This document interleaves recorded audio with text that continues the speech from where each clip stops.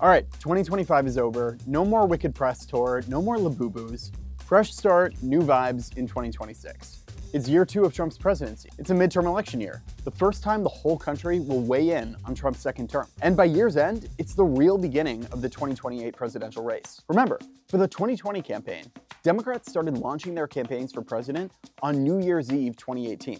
So we could start seeing campaigns being launched by this time next year. 2026 will be when the rubber really meets the road, when all the debates and arguments we saw in politics this year about how Democrats should fix their problems, about who Republicans should be after Trump, start to actually get put into practice. So who's positioned to win this year? Who's on the way out? Here are the 5 winners and 5 losers of 2025. First, the losers. The people who lost 2025 and are going to have a challenging 2026. Number 5. Blue state Republicans and red state Democrats. Already, 2025 was a rough year for these kinds of politicians. In the 2024 election, red state Democratic senators and many blue state Republican congressmen got wiped out. In fact, this polarization has gotten so strong that the current US Senate has the lowest number of split Senate delegations, meaning a state represented by 1 Republican and 1 Democrat, since we started electing senators. And then it got even worse. Spurred by Trump, Texas launched a gerrymandering arms race. Red state Democrats have been drawn out of districts in states like Missouri and Texas, and blue state Republicans were drawn out in California. And this is not over yet. States like Virginia and Florida could still redraw their maps. But the effect of all of it is clear. In 2026, both parties are going to get even more polarized and calcified into representing either blue America or red America, and no one else. Number 4, Marjorie Taylor Greene. Look, I don't know about you, but one thing I really value is my privacy, which is why I have a show on YouTube. No, honestly, it's been really cool when people find me in the wild and tell me they like this show. But what isn't cool is when people with less fun motivations find me in the wild. And that's why I'm really glad to be partnering with Delete Me. Now, I had heard of this before, but it wasn't until really using it that I got to see how effective it is. You plug in your own info, your name, your addresses, your emails, and it does the work for you. Whether you know it or not, your info is probably all over the internet, and data brokers can legally find that info and sell it. That leaves you exposed to everything from scams, harassment, and safety issues to just annoying robocalls and texts. Delete Me will look through all those data brokers, find the ones who are selling your info, and submit opt-outs for you.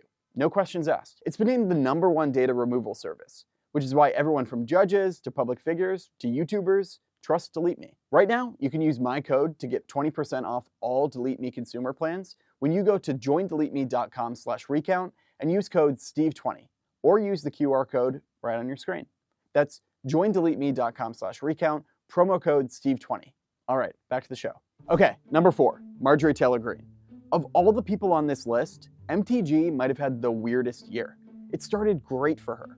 Her buddy was back in the White House. January 6th defenders were being pardoned. It was a magical time. And then, somehow, it all got off track. She spearheaded the efforts to release the Epstein files and slowly started saying out loud what a lot of Republican voters actually think, that Trump's presidency just has not delivered on a lot of his populist promises. That got her a ton of positive coverage from mainstream and liberal media, and at first, it looked like it might even position her as a leader in the post-Trump GOP. And then, Trump flexed his political power and vaporized her. She's now resigning in January, and whatever else she says, she was defeated and run out of town by Trump. That is a really big victory for him, and in a year when they might otherwise try to distance themselves from the president, the fear of ending up like MTG is going to be on a lot of Republicans' minds in 2026. Number 3, Kamala Harris. As the Biden-Harris administration gets further into the rearview mirror, Democrats have generally settled on a clear takeaway. He should not have run. Biden running for a second term was a disaster, which has put Harris in a difficult position. Her book kind of helped in creating some distance from Biden, but it also reminded Democrats of her core liabilities. And the effect of that was clear. At the beginning of the year, Harris widely led all Democratic primary polls. At the end of the year, she's no longer in the lead, and more polls show her in 3rd place or even 4th place. It's made her 2026 even tougher, and she'll have to make a really big decision this year, whether it's even worth trying to go for it in 2028. Number 2, Elon Musk. Now look, it's easy to forget now, but the first couple months of Trump's presidency were just as much about Musk as Trump. He was incredibly powerful, doing unprecedented things, looking like he could be a kingmaker in the Republican Party for years. And then it all blew up. He had a huge, messy breakup with Trump, which I almost forgot about because this year has been so insane, but it was wild to watch. He tried to block Republicans' tax cut bill and failed. And his signature idea, Doge, shut down in November, way ahead of schedule, while Trump has increased spending, the deficit, and the debt. Going into 2026, it's unclear how much of a player he'll be. He spent huge money in a race in Wisconsin in 2025 and lost big, which led to him saying he would stop most of his political spending. Now he's kind of changed that, but it's hard to see his influence coming back to where it was. And the number one loser of 2025, Chuck Schumer. Look, it was always going to be hard to be a Democratic leader after Trump's re-election, but Schumer spent 2025 under constant assault from basically all sides, and his job now looks increasingly in danger. Of all four big congressional leaders, Schumer is now the most unpopular.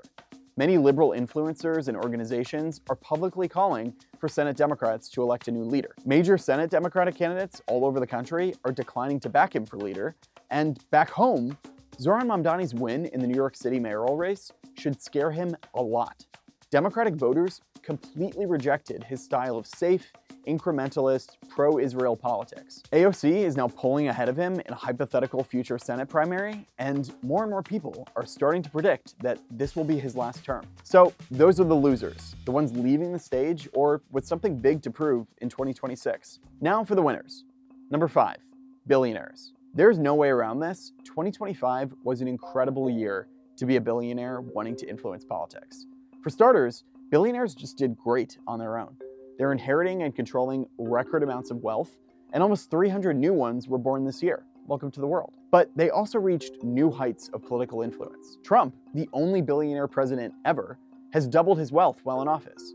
His cabinet broke the record for the richest cabinet ever, previously set by his first-term cabinet. And he's appointed more billionaires to top administration positions than any other president in history. One especially got to run whole chunks of the government for months. And now, the Supreme Court might clear the way for more big spending in elections. Good time to have a lot of money. And next year could be even better. Number 4, John Thune. If this name doesn't ring a bell for you, you're not alone. Thune is by far the congressional leader that the fewest Americans know. He became Senate Majority Leader in 2025, the first new Republican Senate leader in 18 years. And it was a really open question how effective he would prove to be. His predecessor, Mitch McConnell, was a really strong leader. Could Thune do the job? In 2025, he proved that, so far, yeah. He got Trump's agenda through the Senate pretty easily, and even the most controversial nominations got approved. When Democrats were slowing things down, he got his whole conference to vote to change the rules. And on multiple occasions, he kind of publicly broke promises to House Speaker Mike Johnson, choosing to just do what he wanted to get what he wanted. It worked. And he'll probably keep being the majority leader for a while. Democrats are big underdogs to take back the Senate in 2026. Number 3, J.D. Vance. Now, you might be surprised to see Vance on this list, but hear me out. Vance had a bit of a learning curve on the campaign trail. I had a Diet Mountain Dew yesterday, and one today. I'm sure they're going to call that racist too, but it's good. I love you guys. He entered office with objectively the least DC experience of any vice president in decades. And fundamentally, he had the task of being Donald Trump's vice president. Ask Mike Pence how that can go. He made an interesting choice to not be involved in policy so much as just being the Trump administration's attack dog and chief spokesperson. And he delivered on that this year.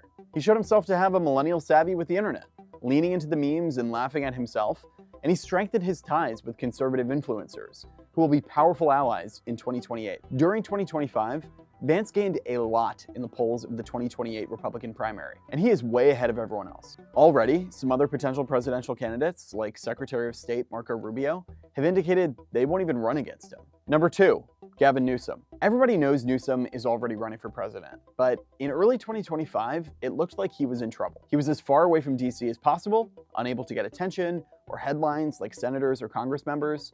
He launched a podcast and chatted with right-wing influencers, and online Democrats hated it. And then it all kind of clicked. Now, part of that was luck. The gerrymandering battle gave him the perfect opportunity to be at the center of the news in the anti-Trump resistance. But part of it was strategy. He leaned into the new rules of politics. He moderated on policy while doubling down on anti-Trump attacks. He mocked and trolled Trump in a way we have not seen from a Democrat before. He went viral. He made himself a big character. And Democrats responded. At the beginning of the year, he was in single digits in most 2028 primary polls. Now, he's in the lead, and 2026 could be the next step in his plan. And finally, the number one winner of 2025, can you guess? Zohran Mamdani.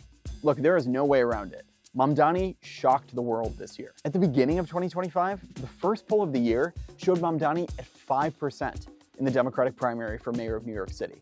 At the end of 2025, he becomes the leader of the biggest city in the US, the financial capital of the world, with a population larger than North Dakota, South Dakota, Wyoming, Idaho, Nebraska, and Alaska combined. He beat every odd in the book and actually broke through a bunch of walls that progressives have been unable to get through for years. If you're interested in that, check out our video here. Most of all, he almost single-handedly shifted the vibes in American politics. His complete focus on affordability gave the left and the Democratic Party a whole new playbook to reinvent itself. And it resonated so much that elected officials in both parties adjusted their approaches. And to cap it all off, he successfully charmed the pants off the President of the United States. Not a bad year. Now comes the hard part for all of them. We'll check back in next year. What do you think about my list? Did we miss anyone? Who's your biggest loser of the year? Let me know in the comments below. And if you liked this video, the best way to support us is to hit subscribe and hit that bell. Thanks again to Delete Me for sponsoring this video. To get your data removed from the internet, check out Delete Me via my link in the description and get 20% off.